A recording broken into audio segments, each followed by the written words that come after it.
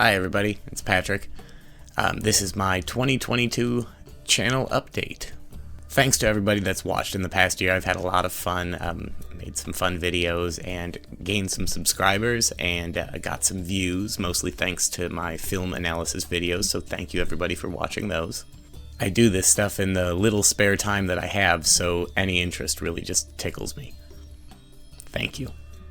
So I've got a lot of new ideas for the new year, and to try to make more frequent videos, I had this idea, and I'm going to share it with you guys today. I'd like to introduce you to my new avatar.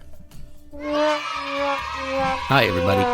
Now that I'm a cartoon, my pathetic little computer will be able to render and upload exponentially faster. You'll see my ugly mug from time to time still, or you can go to ragnarokandrevolutionize.com and donate via PayPal to see it whenever you want. But I digress. I appreciate all the comments and engagement I get on YouTube, but recently I experienced something new, but something that will hopefully be a trend in the future. A subscriber asked me recently to make content based on some of their interests. This is fellow YouTuber Where Are You Now? They have some great ideas on film, and I'm hoping they produce some of their own content here very soon. Until then, I'm going to take a stab at one of their interests, the 2017 movie Logan, directed by James Mangold.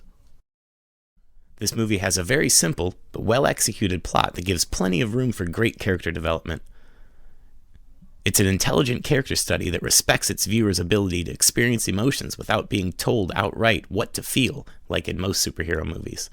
It also has great action, and the action scenes are meaningful, and they drive the plot along as well. As far as action scenes, this one is my favorite.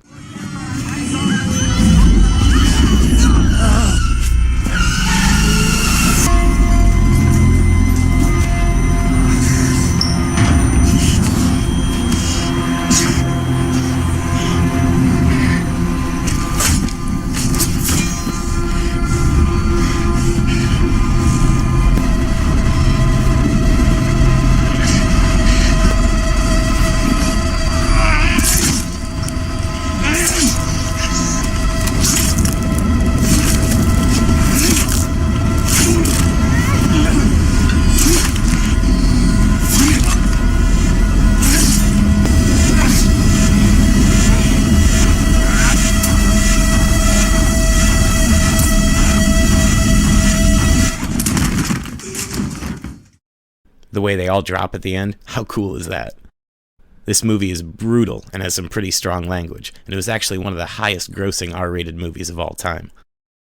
Meaningful action scenes are what make a movie memorable. What I'd like to talk about is the climax of this movie, where, spoiler alert, Logan faces off with X-24, the younger clone version of himself, ferocious and evil with zero remorse, and zero love. So, if we're faced with a clone of ourselves, who can have the advantage? The common movie trope of facing an evil twin is kind of like a symbol of facing our shadow self, like Carl Jung would have said.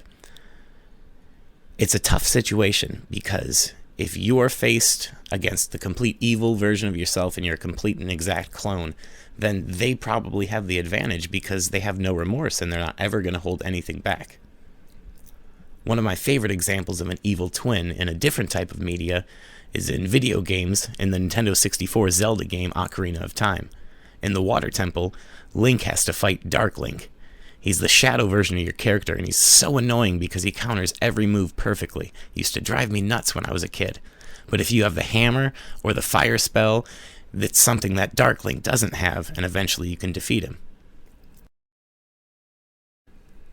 Another example is Neo in the Matrix trilogy.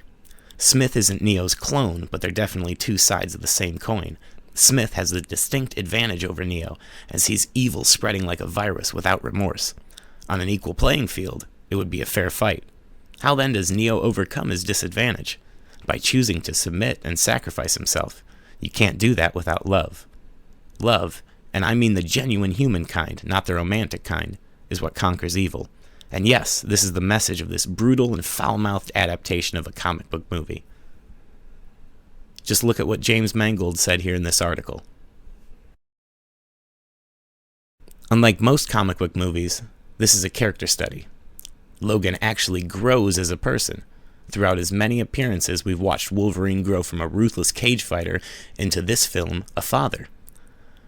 Throughout this movie, Logan finds himself through his relationship with his daughter, and in the end, it's only because of her that X-24 is defeated, with the very bullet Logan intended to use to kill himself.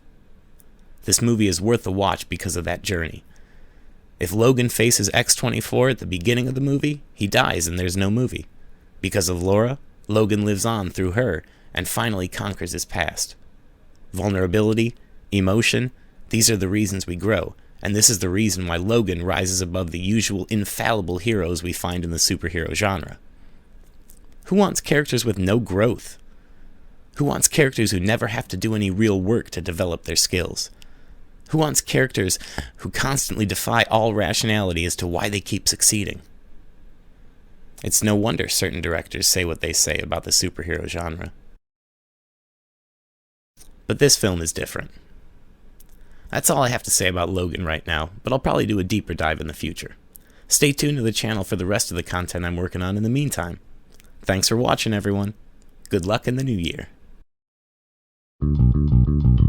Ragnarok and revolutionize.